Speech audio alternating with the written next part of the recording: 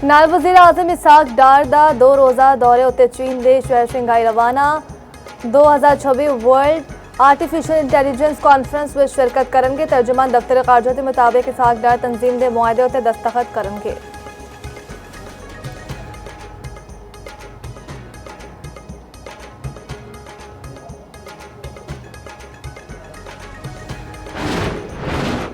पिशावर दे इलाके तहलकाल पाया विच घर विच अग लगन नाल 6 अफराद जांबाग। मरन नालियां विच मियां बीवी ते बच्चे शामिल। तमाम अफराद दी मौत झुलसन ते दम घुटन नाल होया। एक घर दे इस हिस्से विच लगी जिथे फर्नीचर ते दूजा सामान रखिया होया सी। अग लगन दी वजह मालूम नहीं हो सकी।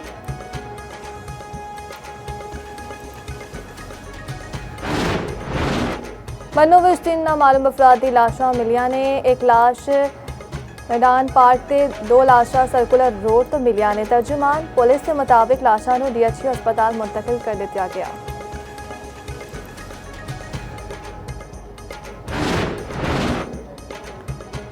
अमरीकी फौज ने रात भर ईरान के मुख्तलिफ इलाकों उत्ते हमले। अहवाज, चारबहार, बंदर अब्बास, कुशम विच धमाके। अमरीकी सेंट्रल कमांड के मुताबिक अमरीकी फौज ने ईरानी बंदरगाह जान आले टैंकर जहाज को नकारा बना दिता। तजारती जहाज ने अमरीकी नाकाबंदी के खिलाफ वर्जी की कोशिश की। दूजे पासे अमरीकी अखबार वॉल स्ट्रीट जर्नल ने अमरीकी एहलकारा के हवाले नाल दावा किया है डोनाल्ड ट्रंप ईरान विच जमीनी फौज भेजन उत्ते गौर कर रहे हैं।